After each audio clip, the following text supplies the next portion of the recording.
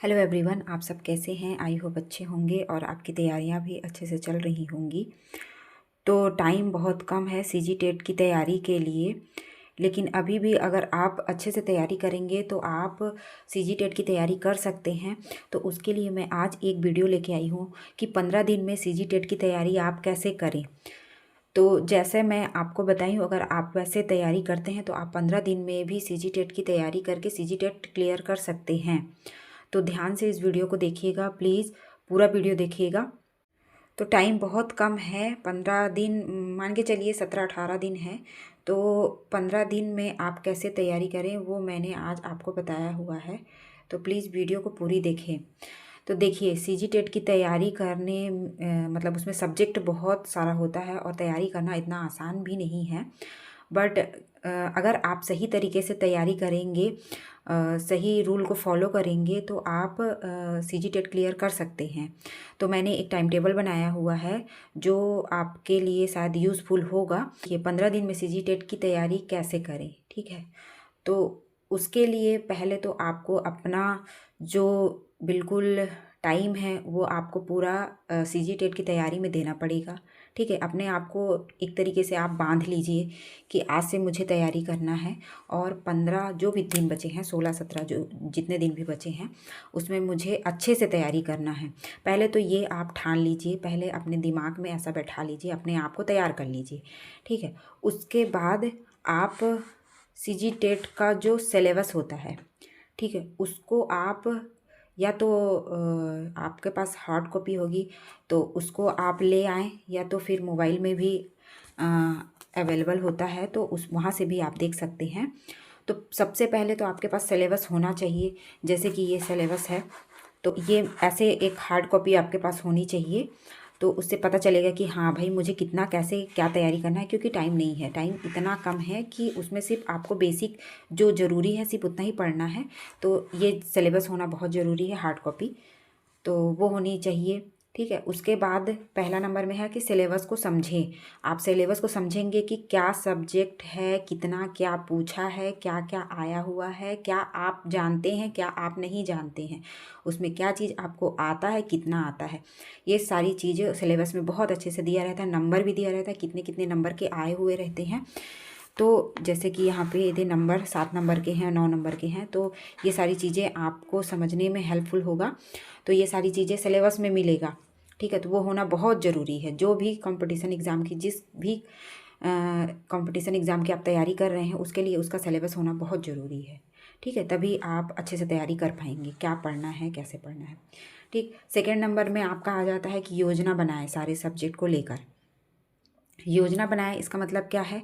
इसका मतलब ये है कि आपके लिए जो भी आप, जैसे कि आप साइंस वाले हैं तो आपका साइंस सब्जेक्ट आपके लिए इजी है। आपको हिंदी आती है, आपको इंग्लिश आती है, इंग्लिश में क्या आता है क्या नहीं आता है, तो उसकी एक योजना बनाना पड़ेगा आपको अपने सारे सब्जेक्ट का, क्योंकि इसमें सारे सब्जेक्ट आते हैं, ठीक। तो इसमें कितना आता है, क्या आता है, कौन से सब्जेक्ट आपके लिए ईजी है, कौन सा सब्जेक्ट आपके लिए टफ है, उसको आपको छांटना पड़ेगा, ठीक है। उसको एक साइड रखिए, इजी सब्जेक्ट को। जिस सब्जेक्ट से आपको नंबर स्कोर करना है उसको आपको अलग करना पड़ेगा, एक साइड और एक साइड करके, ठीक। तो उसके लिए आपको योजना बनाना पड़ेगा, ठीक है। एक योजना बनाएं। फिर थर्ड नंबर में आपके जो नंबर स्कोर करने वाले सब्जेक्ट हैं उस में ज़्यादा ध्यान दें, ठीक है। जिससे आपको नंबर स्कोर करना है, जिसमें आपके नंबर ज़्यादा आए, उन सब्जेक्ट को आपको और स्ट्रॉन्ग बनाना है, ठीक है। तो जैसे कि मैंने अपने सब्जेक्ट को लेकर यहाँ पे बनाया हुआ है, आप अपने सब्जेक्ट को लेकर बनाएंगे, ठीक।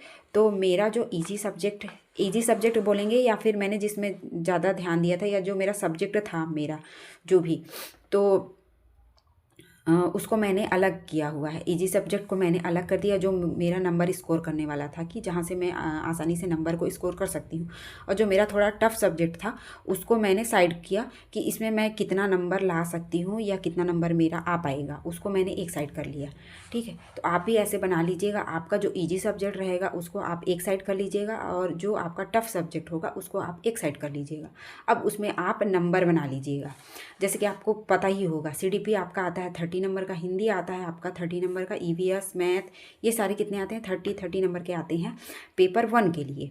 ठीक है, पेपर 2 में आता है आपका CDP Hindi, science, math, English और एसएसटी वालों का एसएसटी आता है। ठीक है, तो वो भी कितने कितने नंबर के आते हैं 30 नंबर के आते हैं। ठीक है, ये तो नॉर्मल सब्जेक्ट का जो रहता है वो 30 नंबर के आते हैं, बट आपको स्कोर करना है तो आपको इसके लिए अपना खुद का नंबर बनाना पड़ेगा। ठीक, जैसे नीचे में यहाँ पे मैंने दिया है कि पासिंग नंबर आपका, पहले तो आप ये भी लिख लीजिएगा यहाँ पे साइड में कि जैसे आप अगर पेपर 2 का दे रहे हैं, पेपर 1 का दे रहे हैं या पेपर 2 का, पेपर 1 का दे रहे हैं तो आपका जो पासिंग नंबर है वो एक साइड में आप लिख लीजिएगा। मान लीजिए आपका पासिंग नंबर है 90।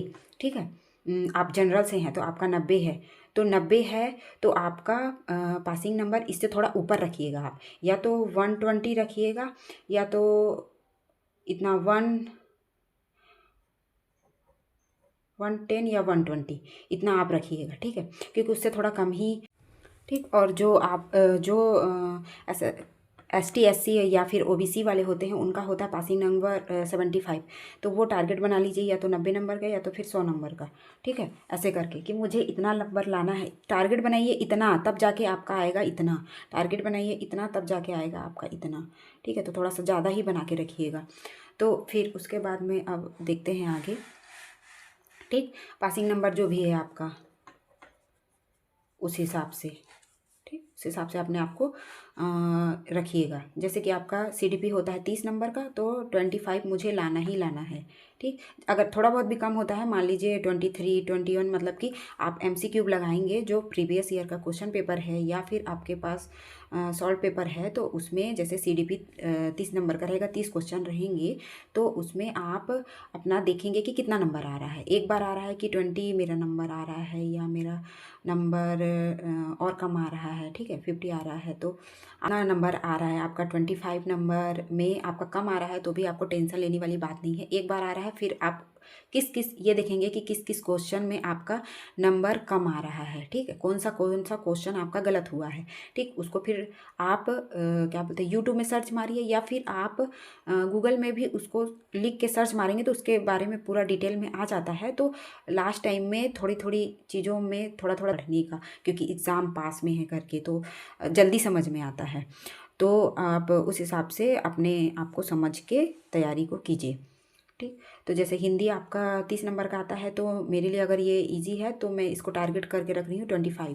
ठीक है, साइंस मेरा थोड़ा सा मैं साइंस की ही थी इसीलिए मेरा थोड़ा इसमें ठीक था, तो 30 में मैंने इसको 20 रखा हुआ है। मैथ मेरा 10th के बाद छूट गया था तो मैंने इसको 15 रखा, 15 नंबर, 30 में 15 नंबर।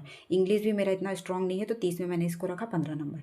ठीक, टोटल मैंने 100 नंबर, क्योंकि मेरा पासिंग नंबर है 75 तो मैंने 100 तक रखा। और भी सब्जेक्ट में कम कर सकते हैं, जैसे कि हिंदी में और थोड़ा सा कम कर लो या CDP में कर लो, या मैथ में आपको डर लग रहा है तो मैथ में और थोड़ा कम कर लो। ऐसे करके मैनेज करके जो पासिंग नंबर रहेगा उस हिसाब से आप मैनेज करके बना लीजिए। 150 में यहाँ पे जितना भी पासिंग नंबर है यहाँ पे थोड़ा बहुत कम ज़्यादा कर लीजिए, जो आपका टफ सब्जेक्ट और ईजी सब्जेक्ट है उसमें। ठीक, आगे चलते हैं। फिर उसके बाद इतना तो आप योजना बना लीजिए। उसके बाद में आप CDP सब्जेक्ट को क्या करेंगे, जो सारे सब्जेक्ट है ना उनके क्या करना है, आपको 1 शॉर्ट वीडियो देखना है, यूट्यूब में सर्च करना है। ठीक है, 1 शॉर्ट वीडियो मैंने बताया है कि कौन कौन से यूट्यूब वीडियो आप देख सकते हैं, उसके लिए मैंने वीडियो बनाया है, तो वो वीडियो आप देख सकते हैं। तो 1 शॉर्ट वीडियो आपको देखना है। ठीक, सब्जेक्ट वाले भी और पेडागोजी के भी देखने हैं। पेडागोजी भी पूछता है क्वेश्चन, 2-4 क्वेश्चन आते हैं, तो एक वीडियो देख लेने से आपको समझ में आ जाएगा। तो अभी लास्ट टाइम में एक वीडियो आप देख लीजिए, अगर आधा घंटा का होता है, 1 घंटा का होता है, तो 1 घंटा आपका जाएगा, तो समझ में आ जाएगा क्या क्या कैसे रहता है, कैसे क्वेश्चन बस बनते हैं। तो पेडागोजी के लिए ना कुछ नहीं, सिर्फ आप हिमांशी मैडम का जो वीडियो होता है लेट्स लर्न करके यूट्यूब चैनल है हिमांशी मैम का, तो वहाँ पे आप सारे जो पेडागोजी है वो आप 1 शॉर्ट वीडियो वहाँ पे जाके देख लीजिए। ठीक, उसके बाद और आपको लिखित में चाहिए, यानी कि आपको 1 शॉर्ट नोट्स चाहिए, तो आप टेलीग्राम में लेट्स लर्न करके हिमांशी मैम का ही चैनल है, वहाँ आपको मिल जाएगा सारे पेडागोजी के लिए। कहीं से कुछ नहीं, चुपचाप आप बस वहाँ पे हिमांशी मैम का शॉर्ट वीडियो को देख लीजिए। और सब्जेक्ट के लिए मैंने बताया है तो वहाँ जाके 1 शॉर्ट वीडियो, अभी लास्ट टाइम में आपको एक एक टॉपिक का नहीं देखना है, अभी लास्ट टाइम में तो चुपचाप बस एक वीडियो देखिए, CDP का, हिंदी का, मैथ का, सबका। जो जो सब्जेक्ट हैं, ठीक। उसके बाद सारे सब्जेक्ट के 1 शॉर्ट वीडियो आपको देखने हैं, सब्जेक्ट के भी और पेडागोजी के, ठीक। उसके बाद आपको क्या करना है, जो आपके जो सब्जेक्ट हैं, जो सारे सब्जेक्ट हैं, उनके आप इजी टॉपिक निकालेंगे। जो भी इजी आपका जो इजी टॉपिक होगा, सारे टॉपिक जो भी सिलेबस में जो सारे टॉपिक्स दिए हुए हैं, उन सारे को अभी लास्ट टाइम में देखना ज़रूरी नहीं है। उनका 1 शॉर्ट वीडियो आप देख लीजिए, और जो इजी सब्जेक्ट इजी टॉपिक है उसको आप उस पर ध्यान दीजिए नंबर स्कोर करने के लिए, ठीक है। जैसे मैंने यहाँ पे अपने हिसाब से जो आता है उसको मैंने यहाँ पे लिख दिया है कि बुद्धि, पियाजे, कोहल वर्ग, वाइगोस्की, ये आते ही आते हैं। NCF, RTE, NEP, इनसे क्वेश्चन आते हुए हैं। तो अगर ये आपके लिए इजी है तो ये टॉपिक को मत छोड़िए, इसको आप मतलब कि इसको आप ध्यान दीजिए, देखिए उसमें, ठीक है। और हिंदी में जैसे कि संज्ञा, सर्वनाम, विशेषण, ये सारी चीज़ें बहुत साल से पढ़ते आए हैं, पढ़ रहे हैं, तो ये सारे टॉपिक से आते हैं, एक एक क्वेश्चन बनते हैं, तो इनको मत छोड़िए। यहाँ पे जो सिलेबस दिया हुआ है उसमें नंबर भी, ये जैसे देखिए, इनसे क्या है, इसमें नंबर भी दिए हुए हैं। जैसे कि आपका वर्ण विचार से आपका 3 नंबर का आना है, तो आप 3 नंबर को टारगेट बना लीजिए। स्वर, व्यंजन, अक्षर, वर्तनी, लिंग, वचन, ये सब हमेशा पढ़ते ही आए हुए हैं, तो इनसे नंबर आप ये देख लीजिए और नंबर अपने हिसाब से आप जी।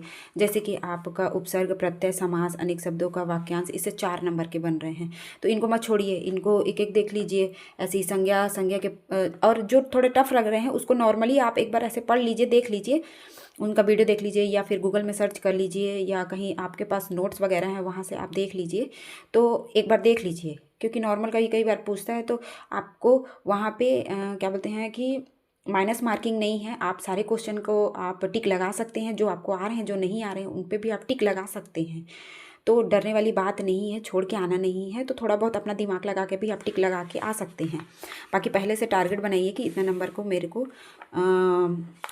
इतना नंबर का मुझे आना चाहिए, या मैं इतने नंबर की तैयारी करके जाऊँ, ठीक है। ये जैसे कि आपका कुछ जो रहते हैं, जैसे कि आपका जैसे मुहावरे हो गया, लोकोक्ति हो गया, विलोम हो गया, पर्यायवाची हो गया, ये सारी जो है ना, ये आप साइड में जब आपको फ्री टाइम मिलेगा, जैसे कि आप खाना बना रहे हैं, या फिर आप कुछ ऐसा काम कर रहे हैं जो ज़रूरी नहीं है, या फिर फ्री बैठे हुए हैं, या खाना खा रहे हैं, तो ऐसे टाइम में आप यूट्यूब में वीडियो को लगा के साइड में रख दीजिए, ईयरफोन को लगा लीजिए कान में, और मुहावरे, लोकोक्ति आपका हो गया, पर्यायवाची हो गया, विलोम हो गया, अनेक शब्दों के एक शब्द हो गया, देशज शब्द हो गया, तत्सम हो गया, तद्भव हो गया, विदेशी हो गया, तो ये सारी चीज़ों को आप ना फ्री टाइम के लिए रख लीजिए। जितने भी 15 दिन में है फ्री टाइम, तो उसमें आप रख लीजिए साइड में, वीडियो को लगा के चलने दीजिए, जो जितना आपके कान में जाता रहेगा सुनते रहिए, और उसमें आपको याद भी होते जाएगा।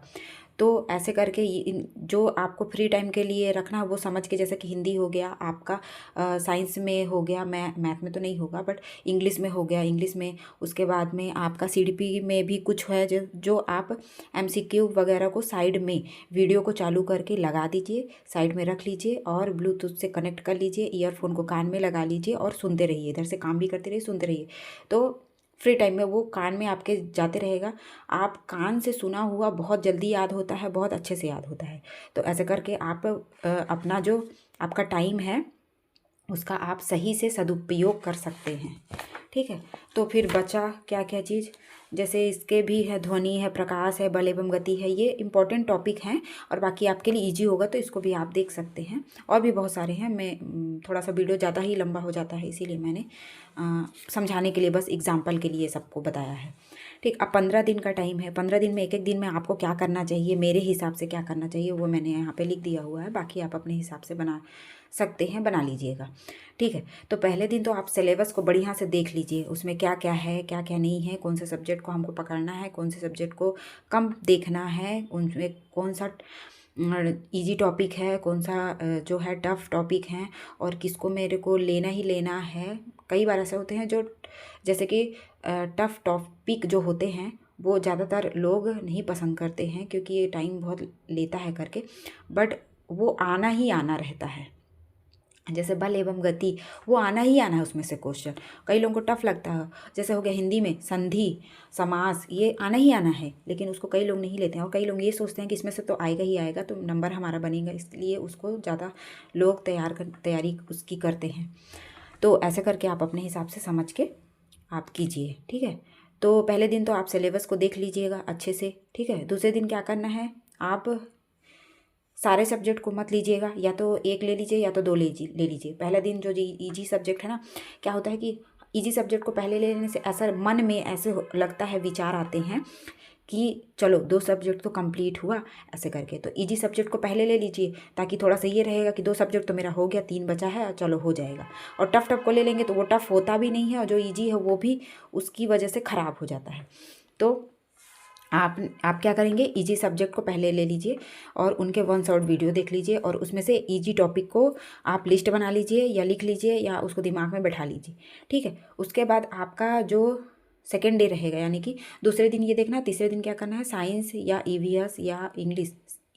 जैसे पेपर 1 वाले हैं तो ईवीएस इंग्लिश कर लीजिए, पेपर 2 वाले हैं तो साइंस और इंग्लिश कर लीजिए, ठीक। तो उसके 1 शॉर्ट वीडियो देख लीजिए, इजी टॉपिक को लिख लीजिए। फिर मैथ और एसएसटी वाले हैं तो एसएसटी, मैथ वाले हैं तो मैथ, उसका भी 1 शॉर्ट वीडियो देख लीजिए और इजी टॉपिक को आप लिख लीजिए, ठीक। उसके बाद 5वां दिन में क्या करना है, जो आपका सीडीपी और हिंदी, इसका आपने 1 शॉर्ट वीडियो देख लिया है, इजी टॉपिक को आपने क्या कर लिया है, लिख लिया है। अब उसके क्या करेंगे, आप पूरे के पूरे जो सीडीपी है और पूरा का पूरा जो हिंदी है उसके आप एमसीक्यू लगाएंगे, PYQ से, मॉक टेस्ट वगैरह से, जो भी है आपके पास सॉल्व पेपर होगा तो सॉल्व पेपर से आप क्वेश्चन को सॉल्व करेंगे, यानी कि एमसीक्यू को लगाएंगे, ठीक है। फिर आपको जो नहीं बन रहा है, जो टॉपिक आपका गलत आ रहा है, आंसर गलत आ रहा है, या आपके नंबर पासिंग नंबर नहीं बन रहे हैं, जैसे कि सीडीपी में आपने टारगेट रखा था 25 नंबर का, तो आपका 25 नंबर नहीं आ रहा है, तो जिसमें जिसमें गलती हो रहा है उसको तो आप टिक लगा लीजिए, और उसमें से क्या करेंगे, उनका एमसीक्यू उनका अलग से या तो यूट्यूब में सर्च करके उसको वीडियो में देखेंगे, या वीडियो में ज़्यादा टाइम लग रहा है तो आप क्या करेंगे, गूगल में उसको सर्च करेंगे, मॉक टेस्ट वगैरह को देंगे, ठीक। फिर साइंस, फिर उसके बाद में 6 डे में फिर से आप ऐसे करेंगे, साइंस का या फिर साइंस ईवीएस, या फिर साइंस और इंग्लिश, ईवीएस और इंग्लिश, इसका क्या करेंगे, एमसीक्यू और एमसीक्यू लगाएंगे, PYQ में, मॉक टेस्ट वगैरह में सेम ऐसे ही करना है, ठीक है। फिर 8वां दिन में क्या करना है, मैथ और एसएसटी का, या तो मैथ या तो एसएसटी वाले एसएसटी, उसका भी ऐसे ही करना है, PYQ लगाना है, मॉक टेस्ट देना है और सॉल्व पेपर वगैरह को करना है। उसके बाद 9वां दिन में क्या करना है, आपको सारे सब्जेक्ट, यानी कि ऑल सब्जेक्ट जितने भी आते हैं, जैसे कि एग्ज़ाम में बैठते हैं सारे सब्जेक्ट, उसको आपको लेना है। 2 घंटे कंटिन्यू बैठना है कि 2.5 घंटे कंटिन्यू बैठना है। अगर नहीं बैठ पा रहे हैं तो आधा आधा घंटा करके, जैसे कि ऑल सब्जेक्ट है तो सीडीपी और हिंदी को आप लगा लीजिए। उसके बाद में फिर जब आपको टाइम मिलेगा तो उसके आगे का जो सब्जेक्ट है, साइंस है, साइंस वाले हैं तो साइंस मैथ, नहीं है तो ईवीएस वाले हैं तो ईवीएस इंग्लिश, ऐसा करके, मतलब कि एक दिन में एक पेपर पूरा आपको देना है। और जो क्वेश्चन आपका गलत हो रहा है उसको आपको टिक लगाना है, क्यों हो रहा है, यहाँ पे क्या मिस्टेक किया है मैंने, उसको आपको देखना है, फिर उसको आपको सर्च करना है, ठीक है।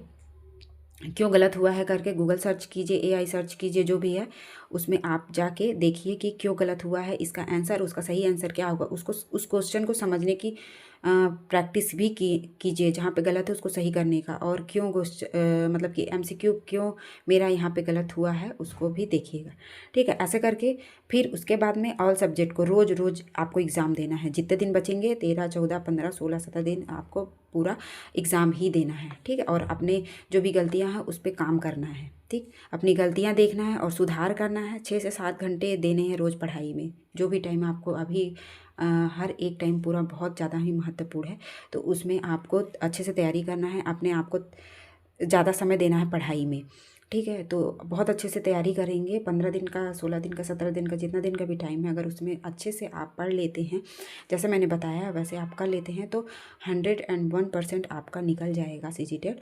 तो प्लीज़ लापरवाही मत कीजिए, अभी भी टाइम है, अभी भी पढ़ लीजिए क्योंकि आपका टेट क्लियर होना बहुत ज़रूरी है। उसके बाद जो वैकेंसी आने वाली है छत्तीसगढ़ टीचर भर्ती की, जो भी वैकेंसी आएगी, बोला जा रहा है अक्टूबर तक में आएगा, तो प्लीज़ अभी तैयारी कर लीजिए, निकल जाएंगे। तो उसके बाद में फिर उसके बाद में ये छत्तीसगढ़ वाली जो टीचर की जो तैयारी है उसमें लग जाइएगा, तो बढ़िया से आपका क्लियर हो जाएगा। मेहनत कीजिए प्लीज़।